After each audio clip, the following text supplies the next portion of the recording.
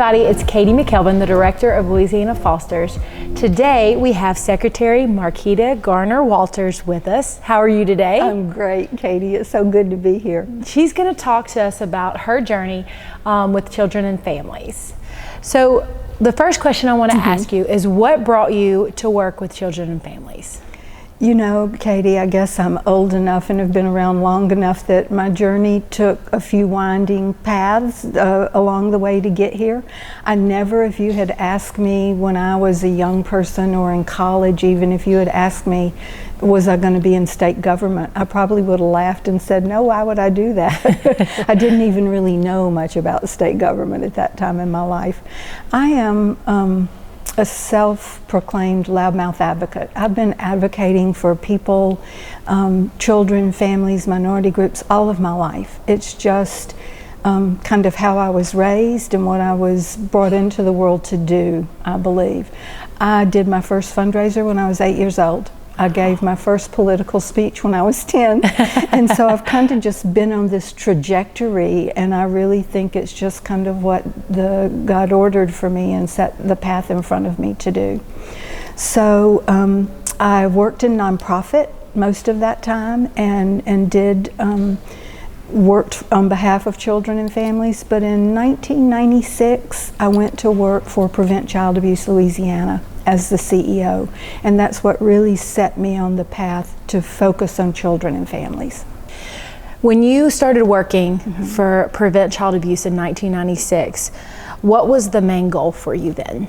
Our goal at that agency was education and legislation. We were really about providing education to people around the issue of child abuse and how to prevent it, and to educate not just the public but the legislature in the way that they handle laws that govern child abuse or prevention of child abuse. Wow.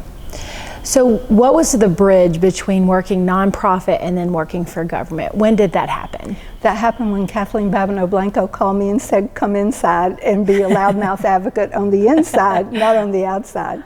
And I was stunned and excited and challenged, and I had worked alongside the department for years, helping carry legislation for them and helping helping them with public events, with gatherings. And so I thought I knew a lot about the agency, and maybe I knew as much as an outsider could know, but there is a huge difference being inside of state government and being outside of state government. Yeah. So it was a big change. I bet. What did you do under that government? The first thing I did was listen to the staff that did the work, because I was very clear that I didn't know what I didn't know. And so I asked them what they wanted to see change in the agency. And one of the things that rose up very quickly for me was we had a lot of kids in congregate care during that time, so group homes, big spaces. And children aren't raised well in institutions, and so one of our first goals was to reduce the number of kids in congregate care and get them into families, into foster families.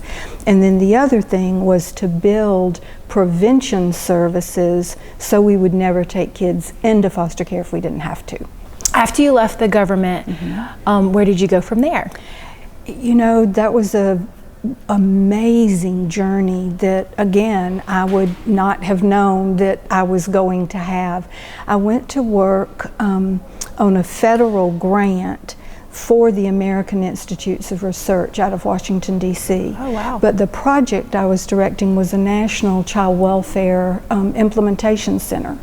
And I worked with the Navajo Nation and with a consortium of 16 tribes in Alaska to look at what child abuse looked like in those settings and the disproportionate way we take Indian children out of their homes and place them with white Americans.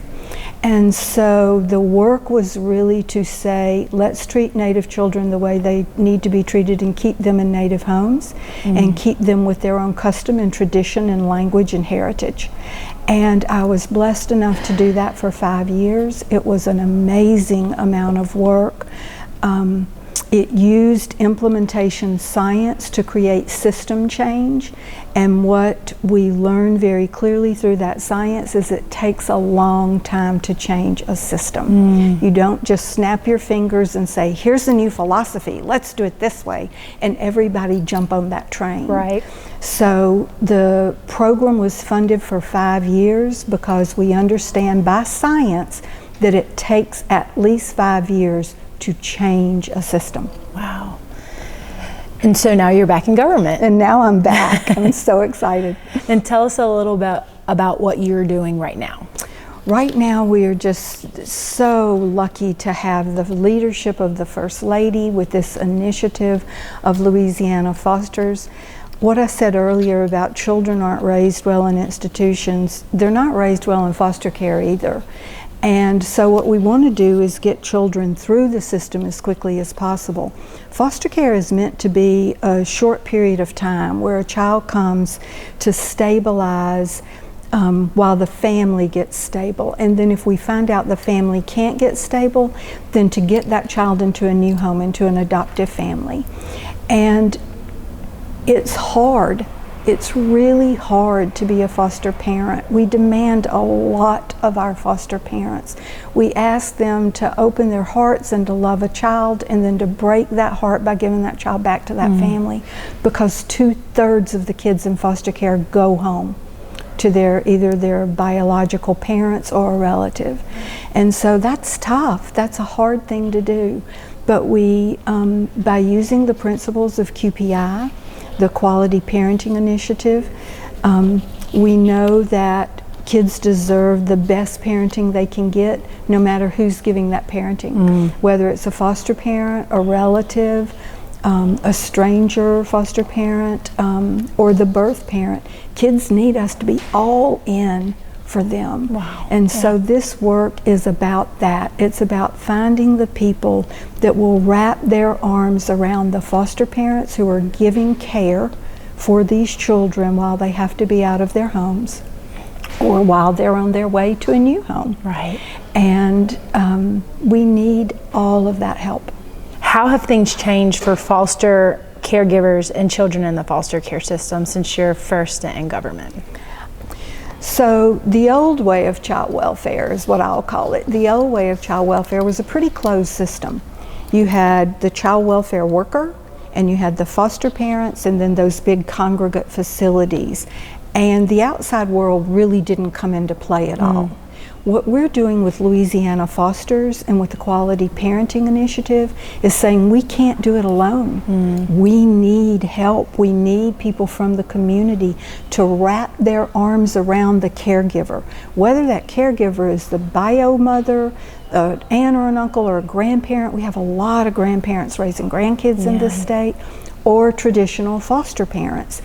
So the churches, the community, to wrap their arms around that caregiver, to give them the support they need, so that we get the children out of the system and stabilized in a home as quickly as possible.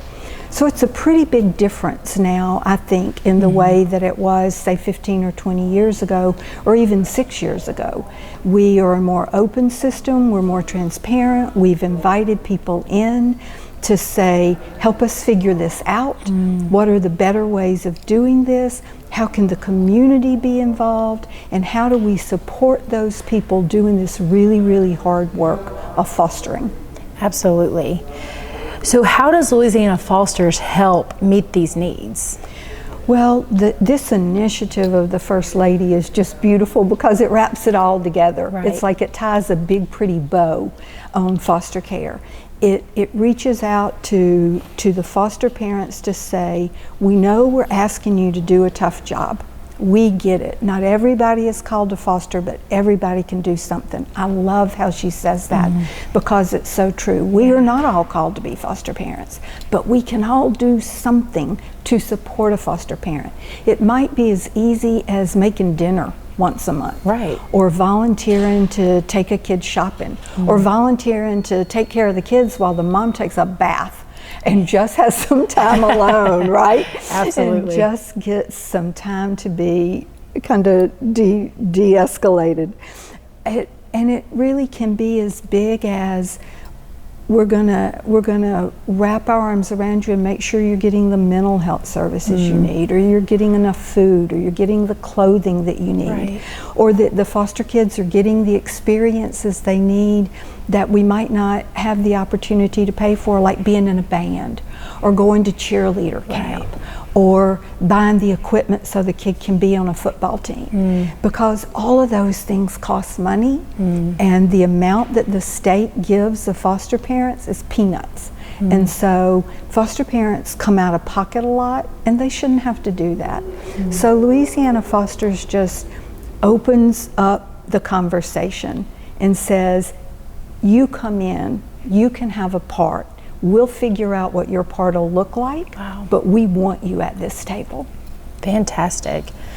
So going back a little bit with your work with the Native American culture, what did they teach you about community? Oh, you know, we really did a disservice in this country to our Native families, because Native families have it right. A child is born into a clan inside of a tribe, and the tribe takes care of its own, and the clan takes care of its own. And so if a parent is struggling, the tribe doesn't call the state and say, come get the kid. The tribe wraps their arms around that family and takes care of that family. Wow. If the father has an alcohol problem and they know that he's going to get drunk on Friday night, then they take the kids on Friday night so dad won't do anything disruptive or hurtful. So they step in at the point of need and they take care of each other. And it's not a big deal. It's not unusual. It's kind of just unspoken, and it's loving and tender and without judgment. And they just step in and do what is needed when it's needed with no questions asked. Wow. And that philosophy of family, of commitment, of community is something that I wish we could replicate inside of the system. And that's what Louisiana Fosters helps us get to. What do you expect to see in the future? I like to ask all of our guests, if there wasn't many boundaries, what do you want to see for the future for our children in the foster care system? Oh, I would love to see us doing more stabilizing families in their homes so kids don't have to come in the system. Taking a child from their home is traumatic. It's hard. Yeah. I wish we didn't have to do that. I wish we had supports wide enough and deep enough and rich enough to stabilize families so that the foster care system would be much smaller than it is now. We'll always need it. We'll always need the system. We will always need foster parents. We will always need some sort of congregate settings for kids that have really rough behaviors that need a chance to kind of separate and regulate. Right. So I don't see that kind of drastic change. But if I had a magic wand, I would wave it to say, when a family's in trouble, the community would wrap their arms around that family and keep that family whole and stable so the state never had to get involved in their life. Wow, that's so powerful. Might be something odd for somebody that works for the state to say, but Well, you know, I mean, what's true. Ultimately, we want kids to stay with their parents, Right. you know, and so if we could have those support structures put into place to help parents build up their parenting skills. Right, I mean, why exactly. wouldn't we want that for our kids? Yeah. You know, why wouldn't we want their actual parents to love them and be trained and to build up their relationships? I think that's beautiful. That's absolutely It's always beautiful. amazed me that we won't let somebody drive without taking both a written and a practical test. But anybody that has a baby just has a baby, and we don't give them any teaching in school about how to nurture and take care of a child. We don't have community classes that teach you about parenting unless you really go digging on your own to find a parenting class somewhere. Right. Or you read a book, or you go online, I guess now, and do online courses. And I think that's a mistake in our society. Children are precious, and we can do a lot of damage unknowingly and unwittingly. And I think if we spent more time working on what good parenting looks like, what quality parenting is, children would have a much easier time in our world than they do. Absolutely, and investing in those changes generation after generation after generation, because as you said previously, it takes 5 years for systematic change. That's right.